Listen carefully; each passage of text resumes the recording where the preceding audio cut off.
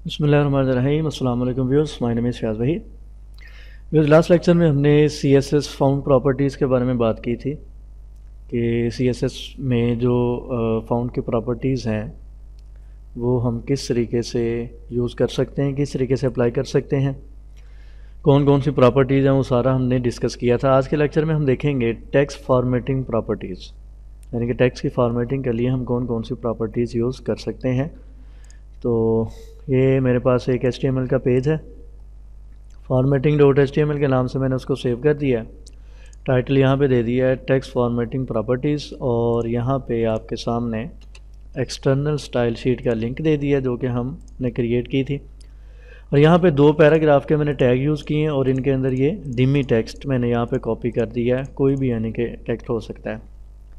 इसको सेव करें, ब्राउज़र में रिफ़्रेश करें तो आपके सामने ये 2 पैराग्राफ यहाँ पे नज़र आ रहे हैं। तो हम यहाँ पे देखते हैं कि टेक्स्ट फॉर्मेटिंग के हवाले से हम कौन कौन सी प्रॉपर्टीज़ यूज़ कर सकते हैं। तो उसके लिए हम यहाँ पे पी का सिलेक्टर यूज़ करेंगे। सबसे पहले प्रॉपर्टी टेक्स्ट फॉर्मेटिंग के लिए मैं यूज़ कर रहा हूँ कलर के नाम से, जो कि आप ऑलरेडी जानते हैं कि किस तरीके से कलर को हम यूज़ कर सकते हैं, कलर की प्रॉपर्टी को। तो यहाँ पे मैं 2 चीज़ें आपको ऑलरेडी बता चुका हूँ कि आप यहाँ पे कोई भी नेम भी यूज़ कर सकते हैं। फॉर एग्ज़ाम्पल मैंने एक कलर ग्रे लिख दिया, सेव करें, ब्राउज़र में रिफ़्रेश करें तो ये देखें दोनों पैराग्राफ का कलर ग्रे हो गया। या आप इसको कोई भी कलर दे सकते हैं, ठीक है। इसके अलावा मैंने आपको ये कहा था कि आप यहाँ पे कोई भी कलर का नेम लिखने के बजाय आप हेक्सा कोड भी दे सकते हैं। फॉर एग्ज़ाम्पल ब्लैक के लिए हेक्सा कोड यूज़ किया जाता है। अच्छा, नंबर साइन आपने यहाँ पे लाजमी यूज़ करना होता है। ये नंबर साइन के साथ वो कोड लिखा जाता है। सेव करें, इसको रिफ़्रेश करें तो ये देखें ब्लैक हो गया है। इसी तरीके से कोई और यूज़ करते हैं, ये वाइट के लिए होता है। तो आपके सामने ये टेक्स्ट यहाँ पे नज़र नहीं आ रहा, लेकिन ये टेक्स्ट मौजूद है, वाइट कलर में आ गया है। इसी तरीके से मैं कोई और कोड यूज़ करता हूँ, सेव करें, रिफ़्रेश करें तो ये देखें रेड का मैंने यहाँ पे कोड यूज़ किया है। तो इस तरीके से आप किसी भी कलर का नेम भी राइट कर सकते हैं या उसका हेक्सा कोड भी राइट कर सकते हैं। तो इस तरीके से हम कलर की प्रॉपर्टी यूज़ करते हैं। एक स्टूडेंट की तरफ से क्वेश्चन ये किया गया था कि सर हम किस तरीके से किसी भी कलर का कोड फाइंड आउट कर सकते हैं। तो देखें, आपको पता है सैकड़ों कलर्स हैं और हर कलर का कोड याद करना ये भी मुमकिन नहीं है कि आप हर कलर का कोड याद करते फिरें। तो उसके लिए 2-3 चीज़ें मैं आपको यहाँ पे बता देता हूँ। एक तो ये है कि नोटपैड++ में आपको यहाँ पे वो कोई कलर स्कीम दिखाता नहीं है, यानी कि आपको ख़ुद ही हर चीज़ राइट करना पड़ती है। लेकिन ड्रीम वीवर या एडवांस लेवल के जो एडिटर्स हैं इनमें आपको कलर स्कीम दे दी जाती है। फॉर एग्ज़ाम्पल अगर आप यहाँ पे देखें, मैं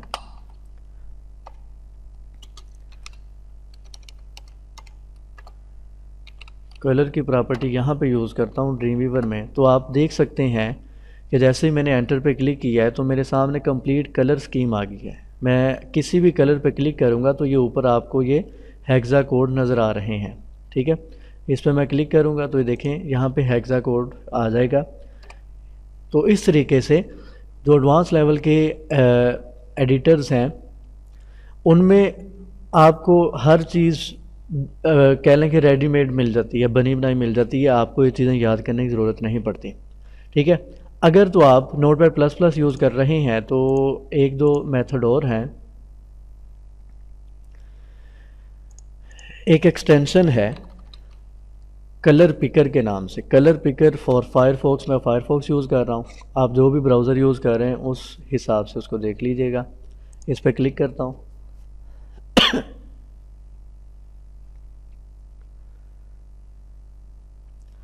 तो ये आपके सामने ऐड टू फायरफॉक्स बटन नज़र आ रहा है, इस पर क्लिक करें, इंस्टॉल पे क्लिक करें तो ये देखें आपके वेब ब्राउज़र में ये एक एक्सटेंशन ऐड हो गई है कलर पिकर के नाम से। अब इससे क्या होगा, इससे आप कोई भी कलर पिक कर सकते हैं। मैं इस पर क्लिक करता हूँ, पूरी स्क्रीन पे आप कोई भी कलर जो पिक करना चाहते हैं उसके ऊपर माउस लेके जाएं, ठीक है। वो देखें यहाँ पे हेक्सा कोड आपके सामने बन रहे हैं, आप जहाँ पे भी माउस लेके जा रहे हैं उसका उस कलर का हेक्सा कोड आता जा रहा है। कोई भी कलर अगर आप यहाँ पे सेलेक्ट कर लें, देखें, तो इस तरीके से आप कलर पिकर यूज़ करते हुए भी आप कोई भी कलर पिक कर सकते हैं पूरी अपनी स्क्रीन से, ठीक है। एक ये तरीका हो गया। इसके अलावा एक वेबसाइट है HTML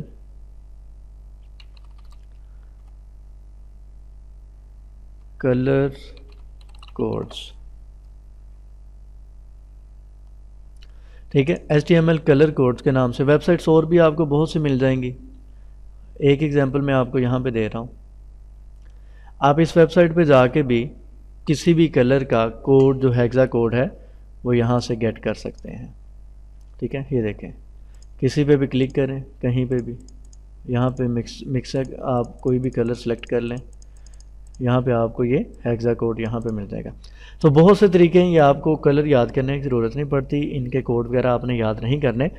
ये टाइम के साथ साथ जैसे जैसे आपकी प्रैक्टिस होती जाएगी आपको पता चलता जाएगा कि कौन सा कलर आपने ही देखें। मैं कलर पिकर यूज़ करते हुए यहाँ पे कोई भी कलर पिक कर सकता हूँ पूरी स्क्रीन से, हर कलर का हेक्सा कोड मुझे मिल रहा है।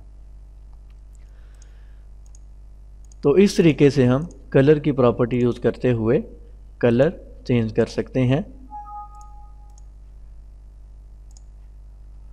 ठीक है। अच्छा, उसके बाद हम दूसरी प्रॉपर्टी की बात करते हैं, टेक्स्ट अलाइन। टेक्स्ट अलाइन से मुराद ये है कि जो आपके सामने टेक्स्ट नज़र आ रहा है, आप इसकी अलाइनमेंट क्या करना चाहते हैं, लेफ़्ट में देखना चाहते हैं टेक्स्ट को, राइट में देखना चाहते हैं, या सेंटर में देखना चाहते हैं, जस्टिफाई, जो भी जैसे भी है। अभी आपको ये रफ़ फॉर्म में नज़र आ रहा है, ठीक है, लेकिन बाय डिफ़ॉल्ट ये लेफ़्ट साइड से स्टार्ट हो रहा है। तो जब अगर मैं यहाँ पे लेफ़्ट राइट करूँगा तो इसको कोई फ़र्क नहीं पड़ेगा, क्योंकि बाय डिफ़ॉल्ट लेफ़्ट से स्टार्ट हो रहा है। इसको हम राइट करते हैं, जैसे ही राइट करेंगे तो ये देखें वो टेक्स्ट, ये देखें राइट साइड पे ये एडजस्ट हो गया है आपकी स्क्रीन की राइट साइड पे, इस साइड पे आप देख सकते हैं। इसी तरीके से आप राइट के अलावा यूज़ कर सकते हैं सेंटर। सेव करें, रिफ्रेश करें तो ये देखें सारा टेक्स्ट लेफ़्ट और राइट से इक्वल मार्जिन के साथ सेंटर में सारे का सारा टेक्स्ट आपको नज़र आ रहा है। एक और वैल्यू यहाँ पे यूज़ कर सकते हैं, जस्टिफाई। जस्टिफाई में वो सारे का सारा एक बिल्कुल तरतीब से अरेंजमेंट के साथ, ये देखें लेफ़्ट साइड से भी अरेंज हो गया है, राइट साइड से भी अरेंज हो गया है। ये जस्टिफाई को आम तौर पे यूज़ किया जाता है क्योंकि इसमें आपका जो पैराग्राफ है, टेक्स्ट है, बिल्कुल एक स्टैंडर्ड फॉर्म में एक खूबसूरत राइटिंग में नज़र आता है। तो आप कोई भी यूज़ कर सकते हैं यहाँ पे वैल्यू जो भी आपकी रिक्वायरमेंट होगी। तो इस तरीके से हम टेक्स्ट अलाइन की प्रॉपर्टी यहाँ पे यूज़ कर सकते हैं। उसके बाद बात करते हैं एक और प्रॉपर्टी की, टेक्स्ट डेकोरेशन के नाम से, जिसकी बात मैं अक्सर पहले भी करता रहा हूँ। टेक्स्ट डेकोरेशन में मैं एक वैल्यू यूज़ करता रहा हूँ अंडरलाइन के नाम से। तो ये देखें पूरे का पूरा टेक्स्ट यहाँ पे अंडरलाइन हो गया है। अंडरलाइन की प्रॉपर्टी यूज़ करने से यहाँ पे हम इसकी जगह यूज़ करते हैं ओवरलाइन। ओवरलाइन से क्या होगा, वो जो लाइनें हैं वो टेक्स्ट के ऊपर आ जाएंगी। ये देखें इस वाली लाइन के ऊपर, हर लाइन के ऊपर आपको ये लाइन नज़र आ रही है। इस तरीके से ओवरलाइन यूज़ कर सकते हैं। इसी तरीके से एक और वैल्यू है लाइन थ्रू। इसमें क्या होगा, जो लाइन है वो टेक्स्ट के दरमियान में, यानी कि टेक्स्ट को कट करते हुए नज़र आएगी, ठीक है। ये देखें लाइन थ्रू, इस तरीके से आपको ये टेक्स्ट के ऊपर कटिंग नज़र आ रही है, यानी कि उसके अंदर से टेक्स्ट के ऊपर से गुजर रही है। तो इस तरीके से हम टेक्स्ट डेकोरेशन की प्रॉपर्टी को यूज़ करते हैं। तो इंशाल्लाह इधर से कंटिन्यू करेंगे नेक्स्ट लेक्चर में, कुछ और प्रॉपर्टी टेक्स्ट फॉर्मेटिंग के हवाले से हम देखेंगे। आई होप आपको इन चीज़ों की समझ आ रही होगी जितने भी हमने अभी तक लेक्चर किए हैं। दुआ में याद रखिएगा, यूट्यूब का चैनल सब्सक्राइब करें। इंशाल्लाह नेक्स्ट लेक्चर में मिलते हैं। और इधर से कंटिन्यू करेंगे टेक्स्ट फॉर्मेटिंग की प्रॉपर्टी से। अल्लाह हाफिज़ नासिर।